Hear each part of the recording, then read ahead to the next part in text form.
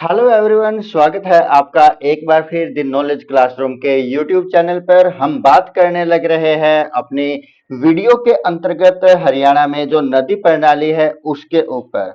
हमने पिछली वीडियो के अंदर देखा था कि हरियाणा में जो अपवाह तंत्र है वो दो प्रकार का है, उत्तरी अपवाह तंत्र और दक्षिणी अपवाह तंत्र।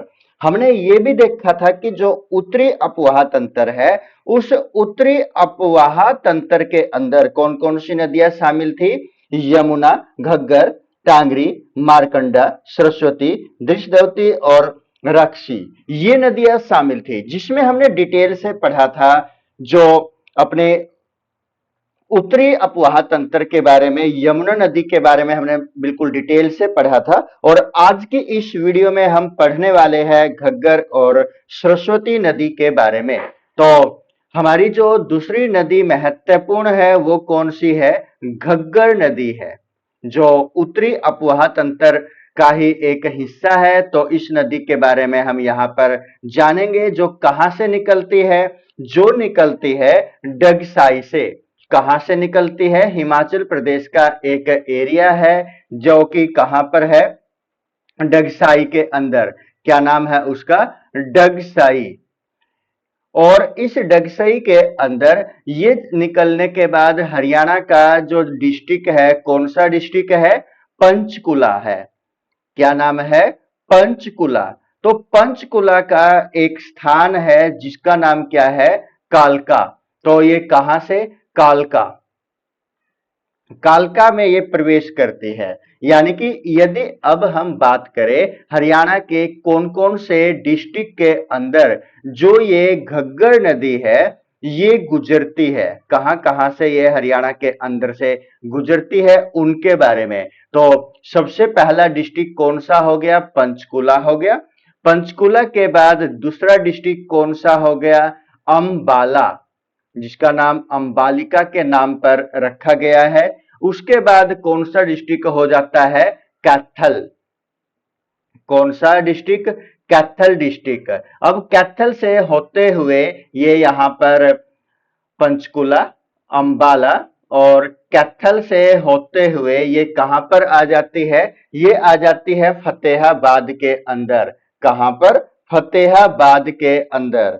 फतेहाबाद के बाद ये एंटर करती है कहां पर? सिरसा के अंदर। कहां पर? सिरसा के अंदर। तो कितने डिस्ट्रिक्ट के अंदर से ये गुजरने लग रही है?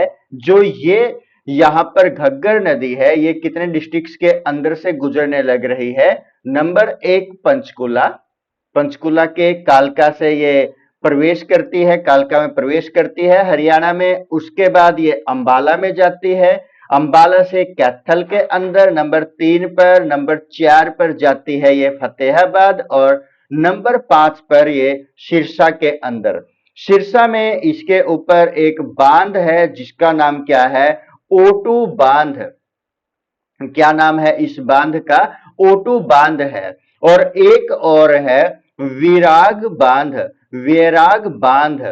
तो ये बांध कौन सी नदी के ऊपर है? घग्गर नदी के ऊपर ये बांध स्थित है। और जो घग्गर है हरियाणा की किस प्रकार की नदी है? ये एक प्रकार की जो ये नदी है किस प्रकार की नदी है? बरसाती नदी है। किस प्रकार की नदी है? ये एक बरसाती नदी है जो घग्गर नदी है। और ये क्या करती है? जो हरियाणा और जो पंजाब है, घग्गर नदी हरियाणा और जो पंजाब है, पंजाब का बॉर्डर बनाने का काम करती है। हरियाणा और पंजाब का जो बॉर्डर है उसको बनाने का काम कौन सी नदी करती है? घग्गर नदी करती है। और कितने जिलों से होकर के बहती है ये? 5 जिलों से होकर के ये नदी बहती है। अब यदि हम बात करें किस नदी के बारे में? अब हम बात करेंगे एक अन्य नदी के बारे में जिसका नाम क्या है? सरस्वती। क्या नाम है उस नदी का? उस नदी का नाम है सरस्वती। कौन सी नदी? सरस्वती नदी। सरस्वती नदी के बारे में भी यदि हम जाने तो इसको क्या माना जाता है? एक सबसे पवित्र नदी इसको भी माना जाता है, पवित्र नदी इसको हम मान सकते हैं या इसको माना जाता है। इसका उद्गम भी कहां से होता है? हिमाचल प्रदेश से होता है। हिमाचल प्रदेश में कहां से इसका उद्गम होता है? सिरमौर से। कहां से इसका उद्गम होता है? सिरमौर से इसका उद्गम होता है, हिमाचल प्रदेश के अंदर से। और अब ये कहां पर प्रवेश करेगी? यमुनानगर के अंदर प्रवेश करती है। यमुनानगर में एक स्थान है, यमुनानगर में क्या नाम है उस स्थान का? आदि बद्री। आदि बद्री स्थान का नाम क्या है? आदि बद्री। कहां पर पड़ता है? यमुनानगर डिस्ट्रिक्ट के अंदर ये आदि बद्री नामक स्थान है। अब ये आदि बद्री से निकल करके कहां पर चली जाती है? ये कहां पर दिखाई देती है? आदि बद्री से निकल करके ये पेहोवा के अंदर दिखाई देती है। कहां पर? पेहोवा के अंदर, यानी कि कुरुक्षेत्र के अंदर ये दिखाई देती है। यमुनानगर के बाद ये कहां पर चली जाती है? कुरुक्षेत्र के अंदर चली जाती है। और कुरुक्षेत्र से ये कहां पर आ जाती है? कैथल डिस्ट्रिक्ट के अंदर आ जाती है। और कैथल से कहां पर आ जाती है? ये जींद के अंदर चली जाती है। कहां पर? जींद के अंदर यहां पर ये आ जाती है। अब ये नदी है कहां कहां पर देखते हैं। सबसे पहले तो यमुना नगर है, यहां पर इसका प्रवेश होता है। कहां पर? कौन सा स्थान है यमुनानगर का? आदि बद्री। आदि बद्री यमुनानगर के अंदर। यमुनानगर से ये कहां पर? कुरुक्षेत्र के अंदर। और कुरुक्षेत्र से ये कहां पर आ जाती है? कुरुक्षेत्र के बाद ये कहां पर आ जाती है? कैथल के अंदर। और कैथल से कहां पर? ये जींद। कैथल से जींद। और यहां पर अब जो जींद है, जींद से एक तो फतेहाबाद सिरसा की तरफ, फतेहाबाद सिरसा की तरफ। और जो यहां से ये जाती है कहां पर? जो दूसरी तरफ ये जाती है पटियाला जिला के अंदर। पटियाला जिला में कहां पर? जो कि सतराणा है। कहां पर? सतराणा में। पंजाब का कौन सा डिस्ट्रिक्ट है? पटियाला। पटियाला का कौन सा? सतराणा। तो यहां पर अब यहां से ये निकल करके किसमें? घग्गर नदी के मिल जाती है और सरस्वती के साथ मिलकर के ये बहने लग जाती है। यानी कि जो ये यहां पर सरस्वती नदी है, अब ये सरस्वती नदी किस नदी में मिल जाती है? घग्गर नदी में मिल जाती है। क्योंकि हमने घग्गर के बारे में अभी देखा था कि वो कहां कहां से होकर के बहने लग रही है। तो ये नदी यहां पर कहां, कौन सी नदी में मिल जाती है? घग्गर नदी के अंदर मिल जाती है। कौन सी नदी? सरस्वती नदी।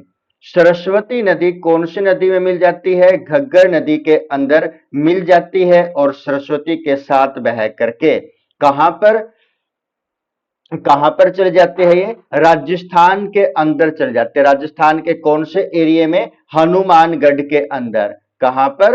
हनुमानगढ़ के अंदर ये लुप्त हो जाती है। अब इसको दोबारा से समझते हैं डिटेल से। तो कहां से इसका उद्गम होता है? सिरमौर से इसका उद्गम हुआ। हरियाणा के अंदर यमुनानगर का एक स्थान है आदि बद्री, यहां से ये प्रवेश करती है। यहां से प्रवेश करने के बाद ये यमुनानगर से कुरुक्षेत्र, कुरुक्षेत्र से ये कहां पर? कैथल में, कैथल से जींद। और जींद में आने पर ये दो भागों में बंट जाती है। एक तो फतेहाबाद सिरसा की तरफ और एक ये पटियाला जिला, पटियाला जिला के अंदर एक सतराना एरिया है वहां पर। और उसके बाद हरियाणा के अंदर जो यहां से ये निकल करके कहां पर आ जाती है? जो घग्गर नदी है, जो इसके साथ साथ में घग्गर नदी बहने लग रही है, तो सरस्वती नदी भी क्या हो जाती है? इसी नदी में मिल जाती है। और मिलने से कहां पर है ये?